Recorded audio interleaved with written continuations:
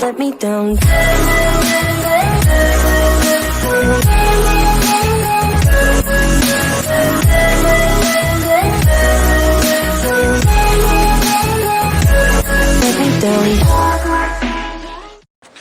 Fala aí, meus queridos, Miguelas na área. Seguinte, sem enrolação, vamos aqui fazer agora os testes de desempenho em jogos do nosso PC Gamer, beleza? Simbora que esse vídeo promete. Mas antes, pessoal, vamos aqui mostrar rapidamente as especificações, as informações mais técnicas do nosso PC.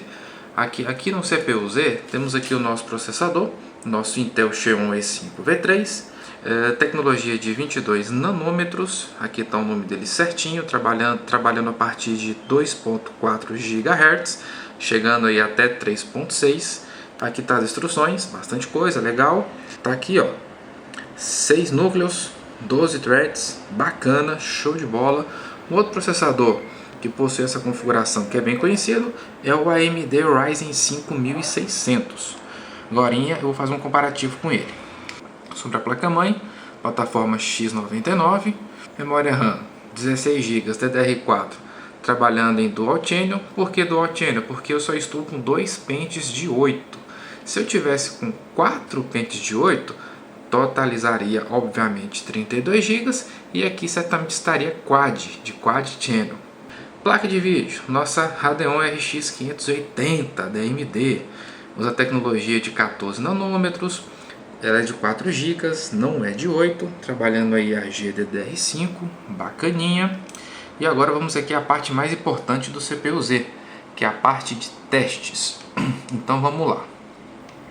Vamos iniciar aqui os testes de benchmark, para termos aqui uma pontuação. Beleza, vimos aí que ele travou no multithread em 2153,9 pontos e no single thread, né, que também é chamado de single core, em 288,9 pontos.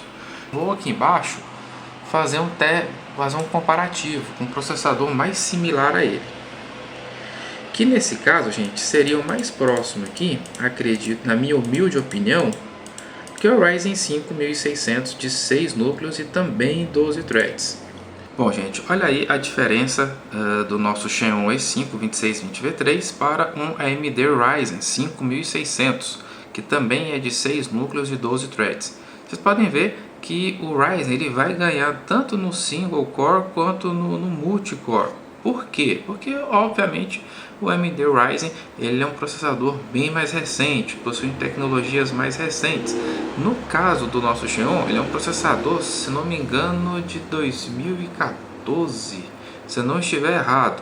Então já é um processador mais antigo, mas mesmo assim não é uma diferença gritante. Aqui tem uma diferença considerável, né? Cerca de 1000 pontos aí, e aqui também a diferença está razoável, cerca de 80, na casa dos 80 pontos a mais. Mas isso não quer dizer que o nosso Xeon seja ruim. E por que eu falo isso? Porque a diferença de preço, gente, desses dois processadores é gritante. Eu vou abrir aqui o AliExpress para vocês verem. Olha só aqui no AliExpress. Pesquisei Xeon E5 2620V3 e olha só os preços. Só do processador. 2620V3, R$ 82,00 mais 9 de frete. Outro 2620V3 vai dar aí seus 93, 94 reais aproximadamente. Olha outro aqui, também R$ 80,00 mais 9 de frete. Ou seja, gente, é um processador muito barato pelo que ele entrega. Agora vamos aqui pesquisar o AMD Ryzen 5 1600. Vamos ver. Olha só o preço do danado. 548 mais 20 de frete. 580. 500. Opa, esse aqui não. 600, mais de 600 reais com frete. Olha aqui outro aqui embaixo. 580 mais o frete. Então, gente, vocês estão vendo a diferença de preço? Ou seja, o Ryzen, ele é, vou botar aí, entre 6 e 7 vezes mais caro que o nosso Xeon. E o desempenho não é, deixa eu voltar aqui no CPU-Z, o desempenho não é 6 a 7 vezes melhor. Vocês estão enxergando essa diferença de preço pelo desempenho? Olha o tanto que a diferença é gritante de preço. E olha que eu tô olhando esse preço, olha a data que eu tô olhando o preço. 25 de junho de 2020, ou seja, com o dólar nas alturas ainda. O dólar fechou hoje a mais de 5,30, isso dólar comercial. Quando nós fazemos compras no AliExpress, nós usamos o dólar turismo, que é em torno de uns 15, 20 centavos a mais ainda do que o comercial. Então, ou seja, se o dólar estivesse estabilizado aí nos seus 4, 4,20, 4,30, esse processador estaria custando o quê? 60, 50 reais? Olha o tanto que é barato. E bom, agora o que eu vou fazer aqui? Eu já abri aqui do lado o nosso HW Monitor, que mostra aqui algumas informações de temperatura, voltagem, mostra aqui todos os núcleos trabalhando, aqui também a frequência dos cores, aquela coisa toda. Eu vou fazer o seguinte, eu vou estressar todos os núcleos aqui, através do nosso CPU-Z. Olha lá, mandei estressar, vai ficar um tempão aqui, ó. Enquanto não parar, ele vai ficar aqui fritando. Olha só como é que está o processador agora. Todos os núcleos e threads trabalhando a 100%. E a temperatura aqui, ó, vai aumentar. O que eu vou olhar, gente, vai ser isso aqui, ó.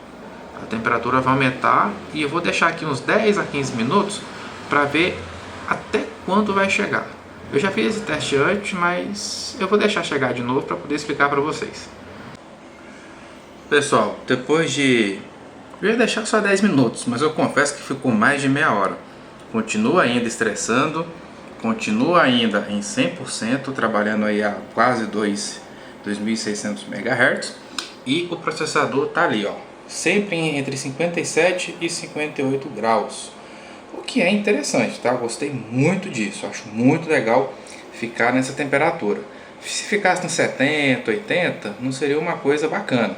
Mas com 57 e 58 graus ali tá muito bacana. Chega de informação técnica e simbora para os testes em jogos. Bom, pessoal, começando aqui com o nosso Project Cars 2, um simulador de corridas muito interessante, um jogo muito da hora. Como vocês podem ver, configurações aí no alto, com alguns filtros ligados e outros não.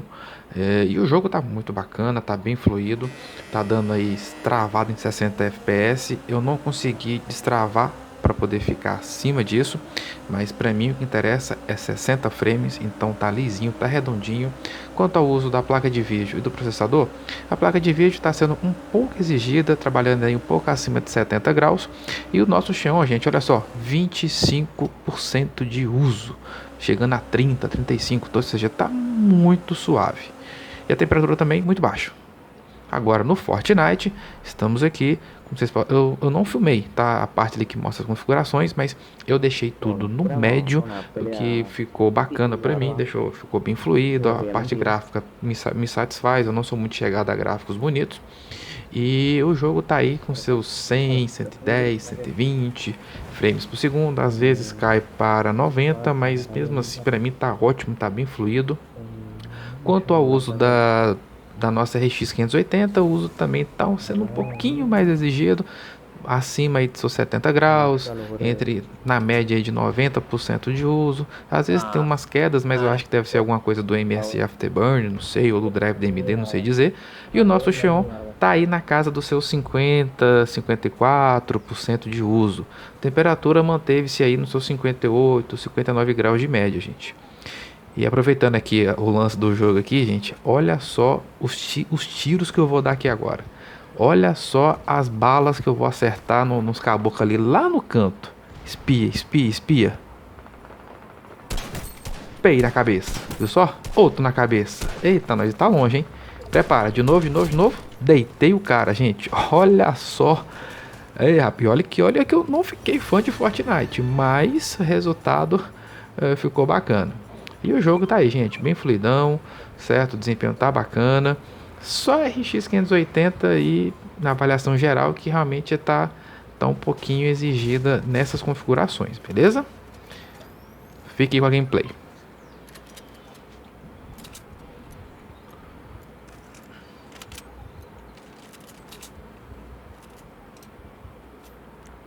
Nosso próximo jogo, gente, tinha que ter, né, gente? O famoso GTA V. Como vocês podem ver, eu mantive Full HD, só que o restante, gente, coloquei tudo lá embaixo, coloquei no piso mesmo, e desabilitei filtro, desliguei tudo, e tá no mínimo mesmo, só mantive a resolução Full HD. Como vocês podem ver, o jogo tá aí nos seus 90, 100, 120 frames, tá oscilando aí nessa faixa de FPS. Quanto ao uso da nossa RX 580, também está sendo um pouquinho exigida, talvez até menos em relação aos jogos anteriores, né, oscilando aí entre 80% mais ou menos, a temperatura até cai um pouquinho para 71 graus, 70. E o nosso chão também, gente, se manteve ali ainda na casa dos 50% de uso. Então, ou seja, o nosso processador muito pouco exigido também no GTA. E olha que esse jogo ele é CPU bound, ou seja, é um jogo que é um game que exige mais do processador. Em lugares, quanto aqui no jogo, em lugares que tem maior interação com os NPCs e veículos, você vê que o jogo dá uma queda para os seus 80, 75 frames, o que para mim ainda é satisfatório. Repito, eu busco no mínimo 60 frames, não quero nem saber. Ficou nisso, para mim tá valendo. E aqui eu tô no lucro, beleza? Então fica aí com esse finalzinho de gameplay do GTA V.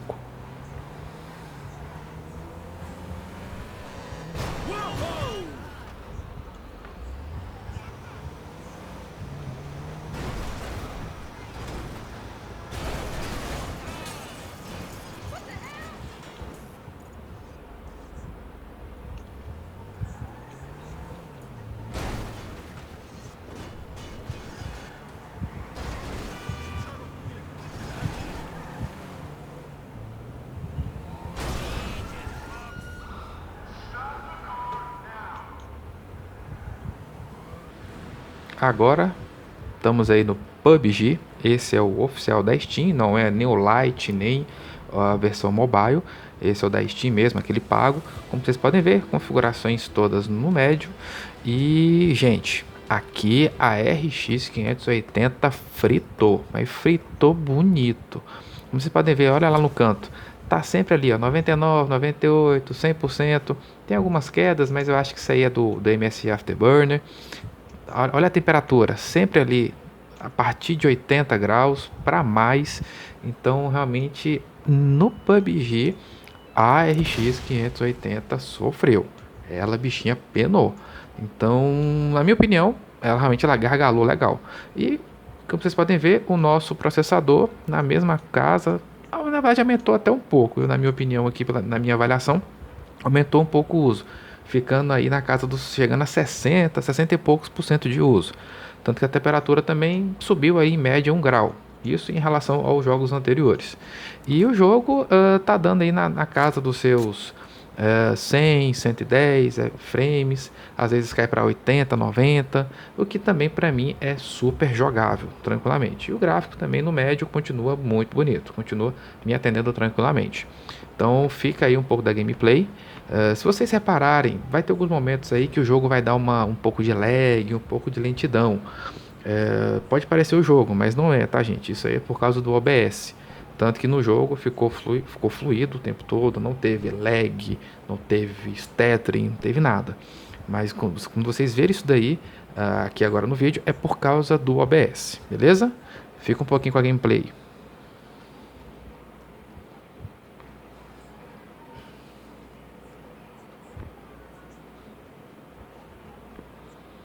E para finalizar, Tomb Raider, um jogo também bacana que eu ganhei da Steam. E olha, gente, olha só, tá no Ultra. O jogo está no Ultra, certo? E mantive também o Full HD. E, gente, o jogo tá muito bacana, tá fluido, não tá exigindo tanto do hardware. A placa de vídeo, olha só, o tanto de VRAM que consome bem menos. Tá similar ali ao Fortnite, ao Project Cars em relação ao consumo, à exigência da placa de vídeo. E o processador também, gente, olha lá, 15, 16, tá consumindo muito pouco. Então realmente o Tomb Raider, mesmo no Ultra, tá ali travadinho em 60 frames. Eu não consegui achar a opção para liberar. Se alguém souber, também coloca nos comentários aí. Mas para mim ficou em 60 frames no Ultra, travadinho, não abaixou um frame. Ou seja, com certeza ele vai ficar bem acima dos 60 frames. Isso eu achei muito interessante no Tomb Raider. Fique aí com a gameplay. Pessoal, minhas considerações finais. O que eu achei do desempenho do meu PC Gamer? Eu gostei demais da conta. Processador, 6 núcleos, 12 threads, tem um clock um pouco baixo, mas funciona bem. Entrega um bom desempenho? Entrega. Trabalha mais ou menos frio? Trabalha. Custou chegar a 60 graus, custou chegar a 60% de uso. Então processador, show de bola, estou muito satisfeito. Memória RAM ok, placa-mãe bacana. Como eu não gosto de forçar muito o hardware, a tendência é que essa placa-mãe dure um bom tempo. Armazenamento? Beleza, é só um NVMe de 512, então eu preciso adicionar mais HDs para ter mais espaço para, por exemplo, gravar minhas gameplays. A única observação que vai me incomodar a médio e longo prazo é a placa de vídeo. A RX 580, ela foi a peça, o hardware mais exigido de todo esse PC, então eu confesso que eu fiquei um pouquinho preocupado. Segurou a onda? Segurou a onda, mas mesmo assim, certamente no futuro será a primeira peça em que eu vou fazer o upgrade do PC, beleza? No mais, gente, eu estou muito satisfeito mesmo. Então é isso, essa foi a avaliação do PC Game em alguns jogos. Obrigado por assistir esse vídeo, deixa um comentário, dá o joinha, se inscreva no canal, certo? Bora chegar aí aos 200 inscritos, tá quase, e é isso aí pessoal, valeu demais, valeu e fui!